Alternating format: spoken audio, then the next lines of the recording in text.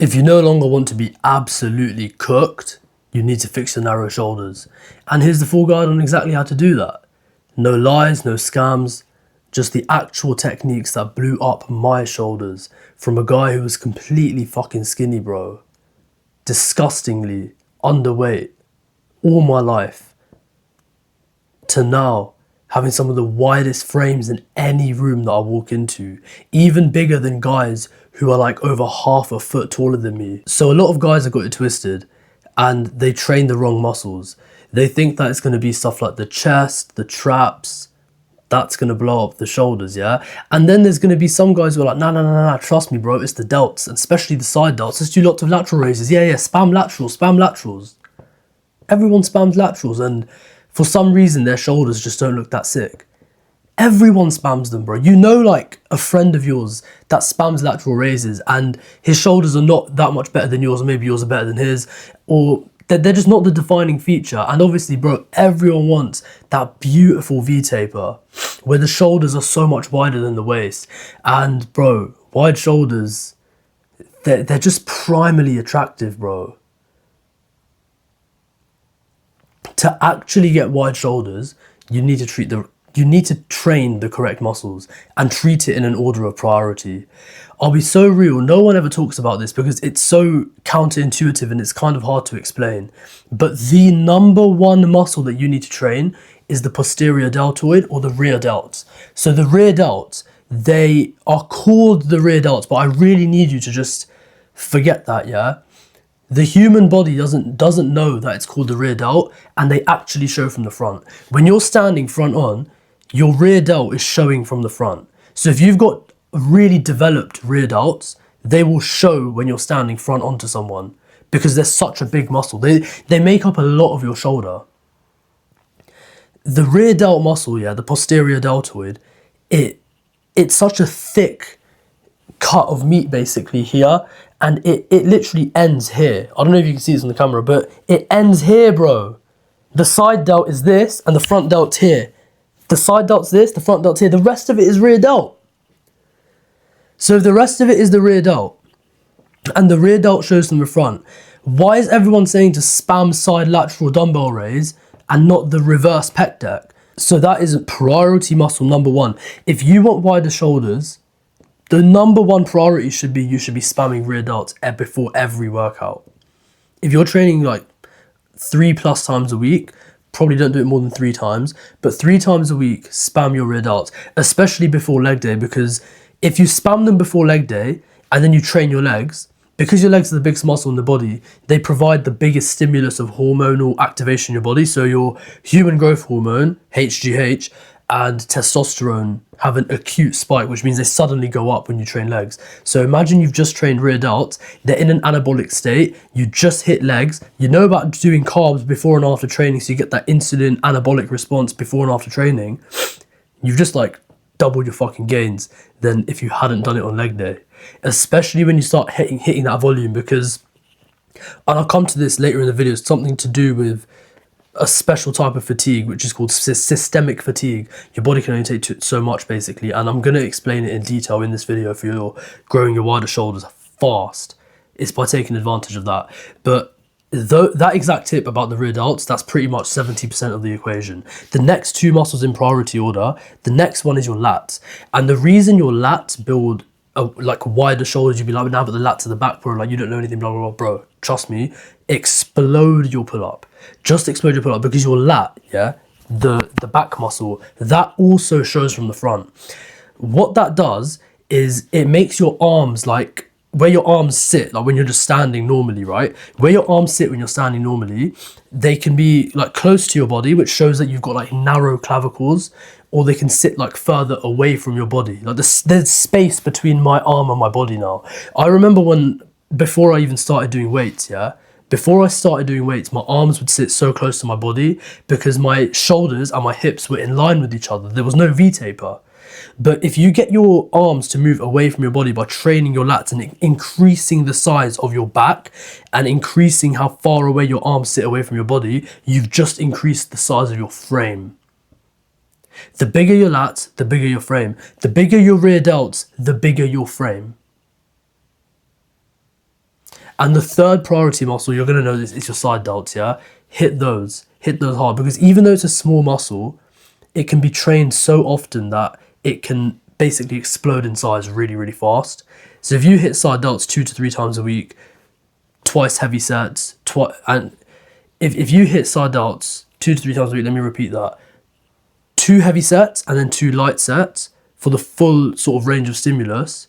Like I do 20, 22 kilo dumbbell raise, and then I drop it for the next 2 sets to 12s. And the amount of intensity that you can achieve training this muscle, because it's so tiny, it'll feel like you can train it again the next day, even when you go to failure on, like, let's say a Monday. When the Tuesday comes along the next day, you'll be like, bro, they don't even feel that sore. Like, you feel like you might be able to train them again. You don't actually do that though. You've got to give a day of rest in between. But trust me, just your rear delts and your side delts, hit those before every leg day. Make that a rule for yourself. Hit rear delts and side delts before your back days as well. Because then they will become the limiting factor on every single lift, which means that basically, let's say you're doing lat pull down. If you trained rear delts first, the rear delt will fail quicker, which means that it will grow quicker. If you train side delts first, the side delt will fail as a stabilizing muscle quicker, and that means that it will grow quicker. Now I want to come on to the point of systemic fatigue and managing basically your life and your training and your periodization. So periodization is like, for a block of time, we're going to focus on one goal. And this actually comes from elite people that train athletics, like Olympic sports, any sports basically, any professional sports athlete. Tell them about periodization, they'll know what it is. Periodization is when you focus a specific block of the year on increasing a certain skill. So in the gym, periodization would be like, okay, I want to dedicate the next 16 weeks to just increasing the size of my frame. And the reason people do periodization is because you can't get good at everything all at once. You've got to get good at like 1 or 2 things max at a time in the sport, or like 1 or 2 skills are the only things that you can level up at a time. In golf, they have to like level up their backswing before they level up like where they hit the ball, or like the different like drivers. I don't even know what I'm talking about golf, bro. I've literally never played. I went to like an 8-year-old party once when I was an 8-year-old, obviously myself, and I got fucking whooped. I don't even know why I'm talking about golf. Let's talk about athletics, like 100-meter sprint.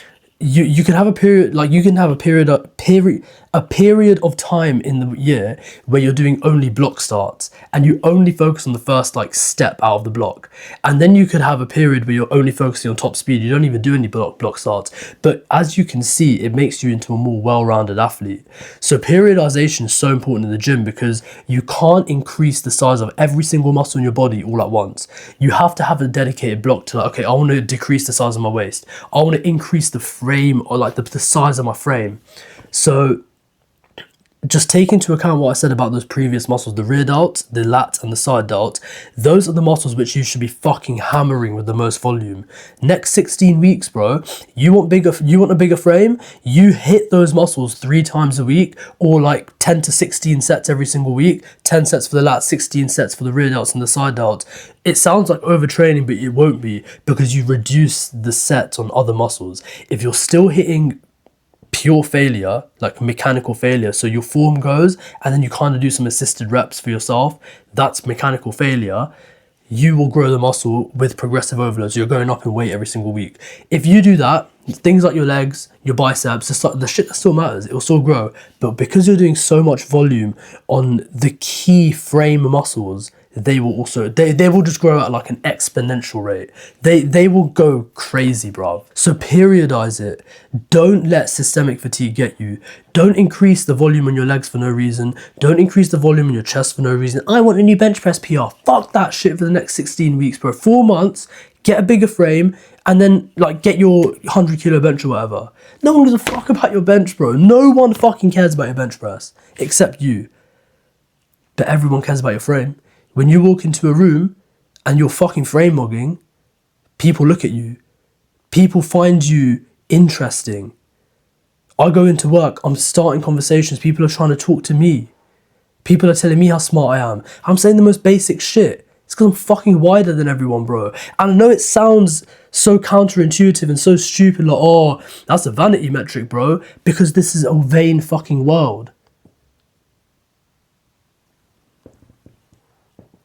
I don't know how to explain it to people that like just don't get it. You know how some people just don't fucking get it? Like, oh, like frame mogging, there's no such thing. Ha ha ha, looks maxing, there's no such thing. There actually is. Obviously, like, don't be like these fucking pussies online trying to look like fucking lesbians, clean shaving their faces, having like an actual female 90s hairstyle, but on a man. That's what they fucking look like, bro. And obviously I'll talk about that like some other time, but frame mogging, don't see it as something that's cringe, because I actually think frame mogging is one of these things that Looksmax has got right. I swear down, when you start frame mogging in every single room you walk into, you get like unsolicited attention, bro. It's primal attraction, I'm telling you. You'll have people looking at you like you got aura, and you might not even have aura. Like, bro, I go into work, and obviously like aura is dependent on the context. You go into like a room where you're actually good at what you do. I'm an engineer, I'm at the lowest fucking rank, I'm a grad, I just came in, yeah, and people are acting as if I'm way smarter than I should be, and I genuinely believe it's because I just have the physical size now. I never used to have that. At uni, yeah, I was the oldest student. I was like fifth year student. I had been on placement year. I'd done my masters. I should have been the smartest guy in the room. I probably fucking was, but I was still pretty small, bro. I was boxing. I had a six pack, but I was only about 58 kg. I never went on a bulk. I never really did like bodybuilding or weights or anything like that. And now I literally have put on nearly 20 kilos since then. And suddenly when I'm like the small fish in a big pond rather than being the big fish in a small pond like I was at uni, now people are saying, oh, you're so smart. Like, do you want to jump on this project? Do you want to lead this project? Lead a project? Bro, I don't even know how to fucking spell half the fucking words that are to do with that project. And they're asking me to lead that shit. And I'll say yes anyway and I'll do it. But it goes deeper than just building wider shoulders, bro. And if you want to do it fast, and if you want to like get these results quickly, I can program it for you. I can literally get it done for you. I've got my Instagram link down below. Just DM me something to do with frame mogging, because I'll know that you came from this video. Drop me a follow. I'll post like random shit on there as well, which is pretty funny, so you might as well go see that. I'm interested in hearing about your goals. I'm interested in hearing about your progress. I want to see how I can help you, man. Because I made this transformation for myself, and now I want to help other guys make that transformation. So if you're watching this far, I really appreciate it, man. And I really hope you take this advice on board. 16 weeks, prioritize rear delts, lats, side delts, and get it fucking done. Get those wider shoulders, because once you built it once, it's done. You got wider shoulders now. Go focus on whatever else you want. Go get that narrower waist. Go get that fucking six pack. Bro, like, do whatever you want. Get the wider shoulders first though. It's the highest ROI thing you can do when you want to build an attractive Hollywood movie star aesthetic, insert aesthetic physique keyword, physique, yeah? You want to build that fucking insane, primally attractive hunter's physique, the Rambo physique. Bro, I fucking love Rambo's physique because he's got such fucking wide shoulders. And one final tip before I'm gonna wrap this up for you, bro, and that is, let me give you some context. Your shoulders and your physique in general is like a form of art, okay? It's a bit of an illusion. So you can have a guy that's not got very wide shoulders, but if his waist is absolutely snatched and tiny, if he's got like a 24-inch or 26-inch waist, then his shoulders are going to look pretty big anyway.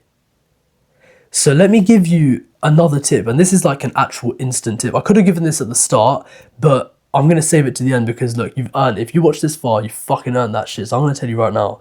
And that is to trim off all your hair. Get like a tiny hairstyle and a tiny beard, because it's the same effect.